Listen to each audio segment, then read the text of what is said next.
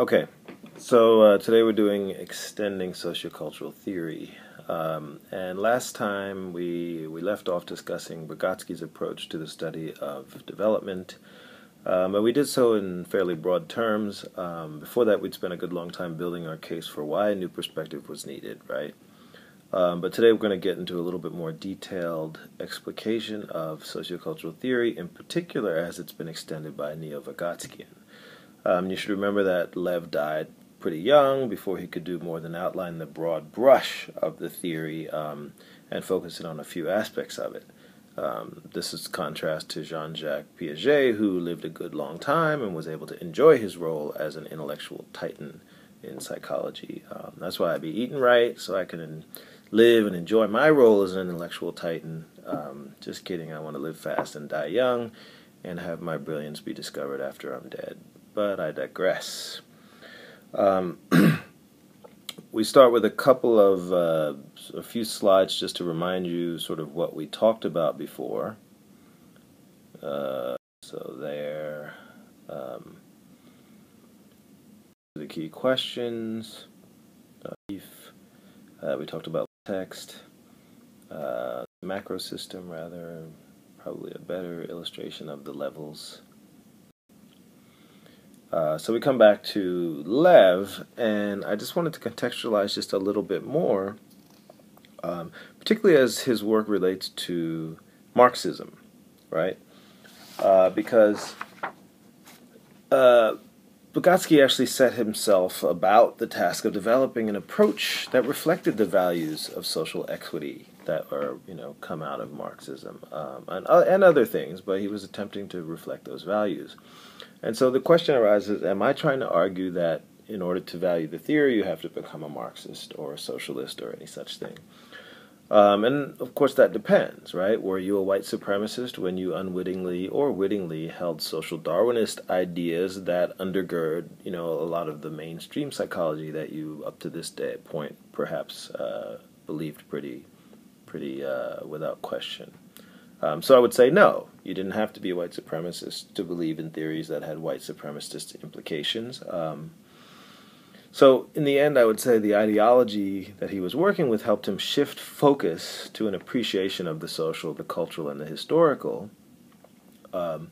And just as many of you were perhaps generally unaware of the incongruity between your own egalitarian morality in general and your participation in a social Darwinist non-egalitarian psychology, now you can participate in a psychology that's actually more congruent perhaps with your idealized personal moral sense, even as you do so in incongruence with your participation in a social Darwinist social economic structure that we all live in together, right? So part of my point there is that most of us tolerate remarkable inconsistencies in our thinking without really blinking about it. So do you need to be a Marxist? Clearly no, or at least no more or less than you already were. So Vygotsky's work, and sort of taking it a little bit further, oh yeah, that slide before. There you go, another one. Right, so this slide basically articulates sort of the inconsistency between Marxist socialism and Darwinism, and their basic incompatibility.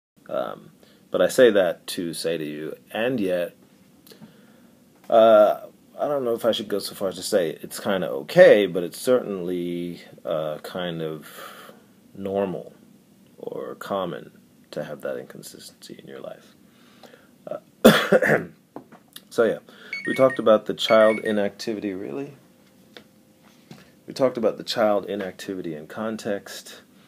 And we talked about how context and activity are most often social interaction, right? And so I gave you the example of how we establish a common ground upon which to build a new intermental or shared understanding between us understanding. And of that, which in this scenario I hope I would hope to teach you, and that you would hope to learn, right? So we do that scaffolding thing. Two important things that come out of that is that, one, it's not a one-way process. Both our understandings change by the process. And two, what becomes your intermental is not the same as what my prior understanding was, nor is it the same as what became my new instrumental, right? It's your own, right? It's different, distinct because of who you were before you got there. So we establish some shared stuff, but we both walk away with that something that's fairly particular to ourselves. Hopefully, significant overlap, right? But still not. You wouldn't say 100% the same. And then the third thing is that in the process of this social learning, a lot more than the basic info is exchanged. And this is the place where culture often is thought to enter the picture.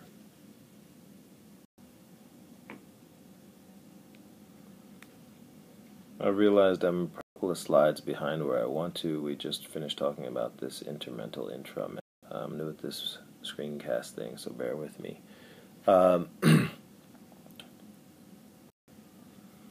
Okay, so all of that revolves around the issue of social sources being key to learning and development, and therefore being the place where things like culture can become part of the process. Now, this, meaning the course, is an arranged educational situation. Less formally, learning occurs through guided participation of less experienced learners with more advanced others, as in the sort of apprenticeship models that you can think about. And in any case, we've made it to the point where social interaction is key to learning and development. And you should note that if that's true, then central in any exchange is going to be language, right? And language meaning spoken language, but also written language, and more broadly, actually, semiotic mechanism entirety, right?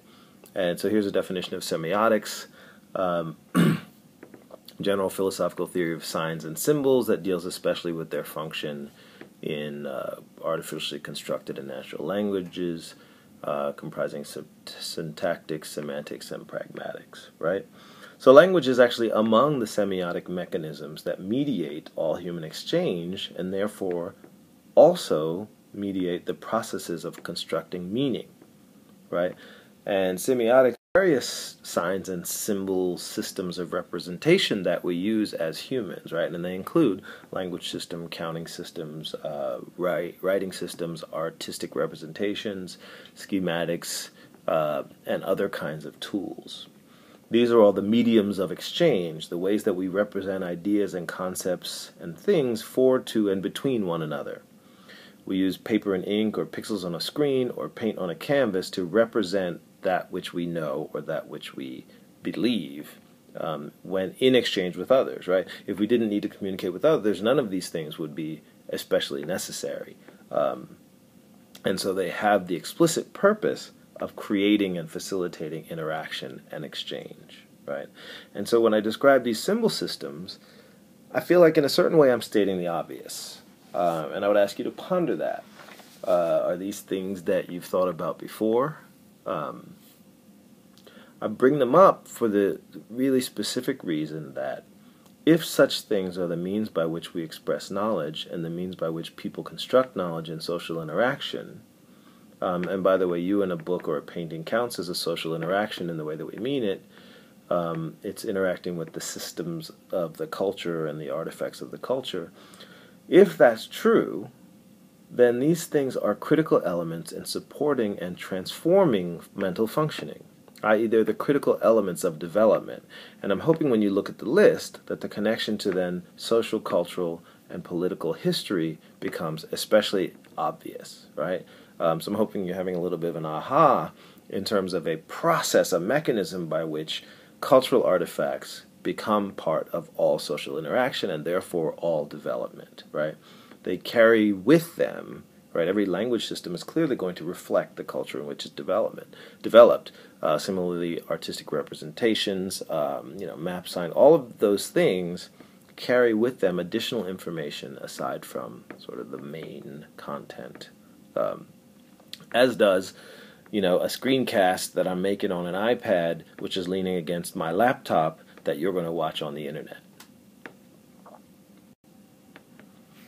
Especially when you consider that rather than start from scratch, each generation appropriates the symbol systems of prior generations, all the way back to the first time someone scratched 3 marks in the sand. Whoa, that's not it. Someone scratched 3 marks in the sand representing, himself and his 2 buddies, and, symbolized the rock that they're hiding behind, and over here is the deer they're going to go and kill in a minute. And, okay, you go around that way, and I'll go around this way, and we'll throw our spears at the deer, and then we're all going to eat, right? Going all the way back to that moment, we've been building on each other's accomplishments, right? On the cultural knowledge and artifacts of those who came before us. Does that make sense? And each generation, of course, extends them as well. Okay. So development is mediated by these semiotic mechanisms, right? And so since learning occurs through social interaction, and since social interaction is dependent on the use of symbol systems and artifacts of a culture, and appropriation of those tools is itself a transformative process, right? So we talked about learning being development. Appropriation, learning to use the tools and understand how they're used, is itself transformational, right? Developmental. And so that transformation is shaped by and reflects the culture in which all of this occurs. And that's sort of an important take-home point that I want you to get. So this is all more about how and why context goes on to matter, right? So if we were doing this in person, I would sort of have a brainstorming session with you, and I would encourage you to do this yourself, to think about, right? So if things are mediated by semiotic mechanisms and artifacts of a culture, we could think actively about what kinds of ways our developed abilities, cognitively and otherwise, are specifically mediated by the artifacts of our culture. But I'll give you a couple examples face-to-face. It's easiest to describe these things with reference to cognitive development, right? So we talked about word lists and street math versus school math, right? So we've sort of seen how it plays out in those ways, but I think they can be applied otherwise, right? So for example, in social development, one of the standard examples of this is the baby carrier, right? The one where you strap the baby onto your chest or onto your back. And some people strap the baby in such a way that the baby usually or always faces them, right? And the baby's looking up at the parent. Now that gives the baby consistently opportunities to watch how their parent reacts to other people, right? Which would build a certain kind of set of skills and habits of behavior. But then some people strap the baby in such a way that the baby actually is always looking at the person the parent is interacting with and seeing what the parent is interacting with, right? And that would lead to certain other kinds of social interaction patterns and skills, right? You could imagine at least a small difference in what that's going to produce. It's interesting because I've been talking about this for some time, and then when Aisha was at that right age, I was all paranoid and meticulously switching her back and forth so that she could cover all her bases. Which I think, some people do, although I think in some cultures and some people there would be just a tendency for one over the other. And that, of course, has been tied empirically to the sort of relatively social or collective versus nuclear or individualistic orientation in cultural groups, i.e. which form of that they choose. I can give you another example of semiotic mechanisms affecting patterns of thinking across, generations, or actually even across a lifetime, right? So I happen to be at just the right age where we've gone from like the rotary phone with no answering machine, I remember that when I was a little kid, to all the way to now where, forget caller ID, your phone practically shows you a picture of who's calling, and or they can text you, etc., right? So I remember when a phone ringing was in a certain way a once-in-a-lifetime chance, right? Because no message was going to be left. And so you might never find out who that was calling if you didn't answer it. And so you would dive and roll to catch and pick up the phone, right? Because if you missed it, you might miss something. And you might never find out what you missed, right? It's possible that you'd run into the person and say, hey, I called you. It might be too late for whatever they wanted to talk about or whatever they might be offering, but at least you might find out. But often enough, you might never, ever know who was on the other end of that phone that had taken the time to dial you. There was also a time when you paid by the call, so there was an investment made in the act of calling, right?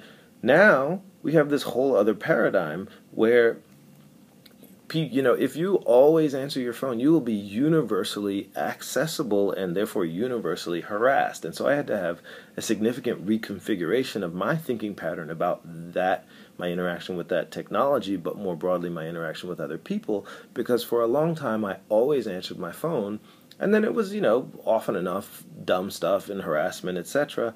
And I had to realize that it is okay for me to make a choice about whether to answer any particular call or text, etc.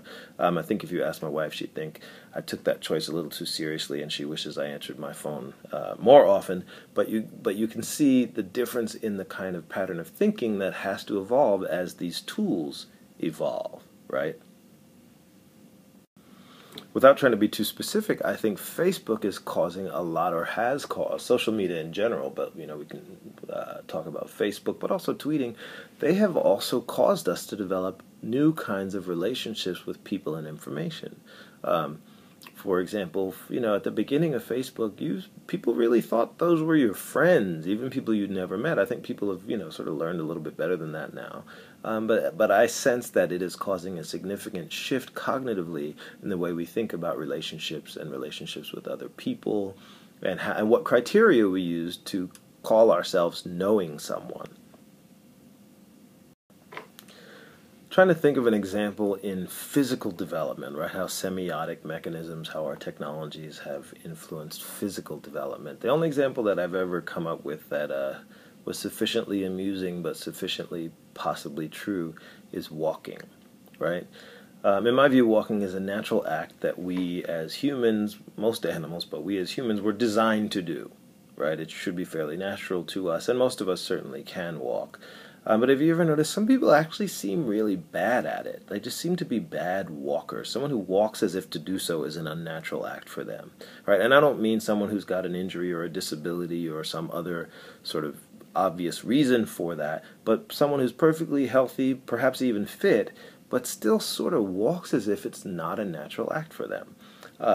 And I think that it's, possibly related to this question of semiotics, because we live in a society where you could spend your entire life in a way where it's not necessary to walk any better than is required to walk across the house or to walk across a building, right, to the car, or to walk across a parking lot to the car, and, you park close, right, and be like, phew, I made it, I walked that whole 30 feet, right, and if that's the only really time you walk, there's space for you to be kind of awkward at it, right? Compared to someone who has to walk significant distances on a regular basis. I happen to have walked, probably 1.5 miles to school every day when I was a kid, and, I would hope to think that would support me developing a certain amount of grace in it, not because I want to look cool, but because, there's a question of energy spent, etc.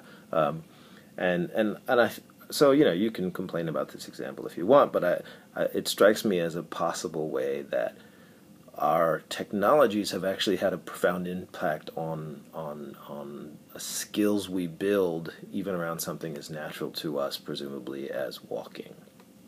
Now, because you could imagine that in some places, this would generate non-survival. If you couldn't walk naturally, if you couldn't walk a mile without being out of breath and having your hip hurt or your shoulder hurt, that would be a problem. You simply wouldn't survive, right? I mean, you can think of the case of Stephen Hawking, right? He's considered one of the most brilliant men alive, possibly ever, but his disability at one time in the human history would have guaranteed non-survival, right? Rendering his other abilities useless, right? But our technologies, our semiotic mechanisms, our artifacts of our culture make the abilities that he doesn't have so much of less key. They're not so important, and we focus on his abilities, and he's revered in this country.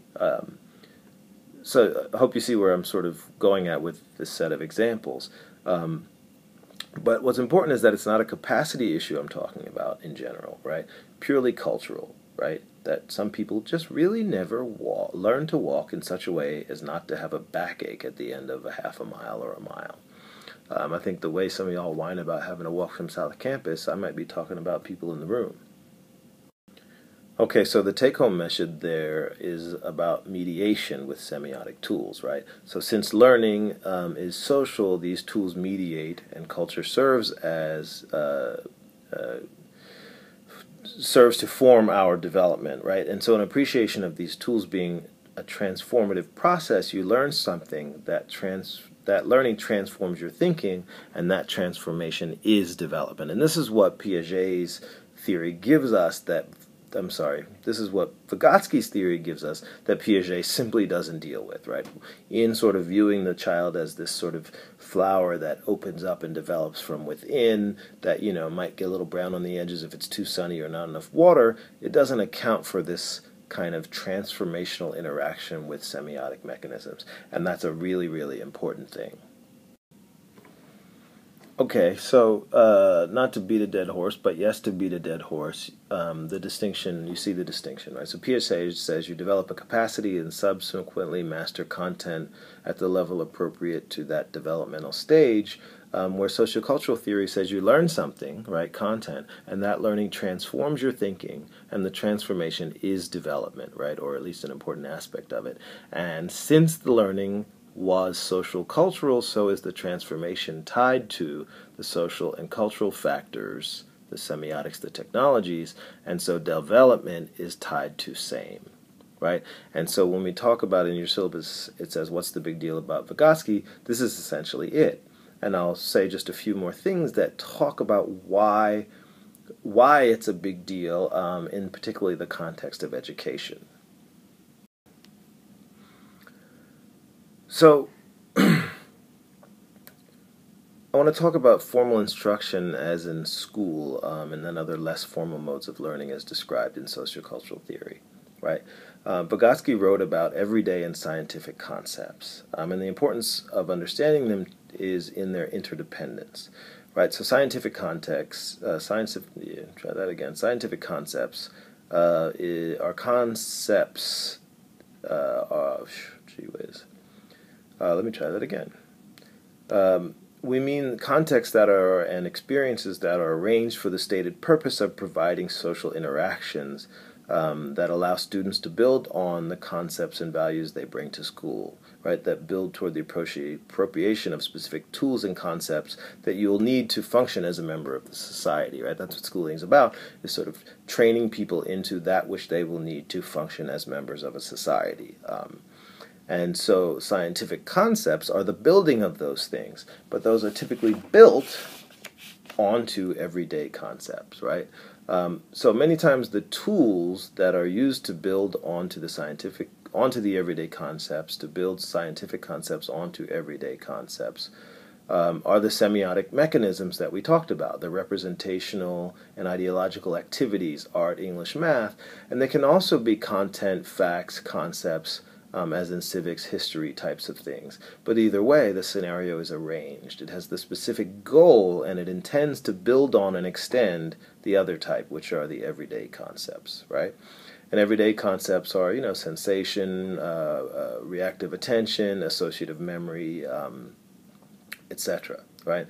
These are the types which, while acquired in interaction with others, are those that are not necessarily arranged, nor in this case is anyone necessarily always trying to actively introduce them or support them by building or scaffolding, building a common understanding, right? So they may not have been arranged for explicit teaching purposes, but we sort of pick them up as we go along. Now, when things are right, the goal of schooling is to facilitate learning by building on the spontaneous or everyday concepts and the developmental transformations that result. And very often they do.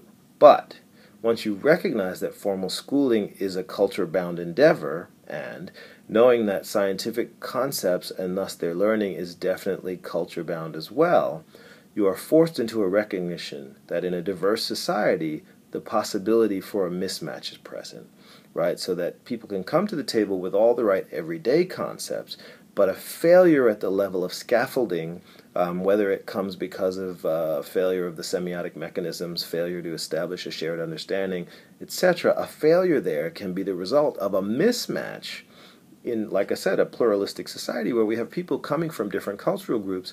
It's harder to establish that shared stuff.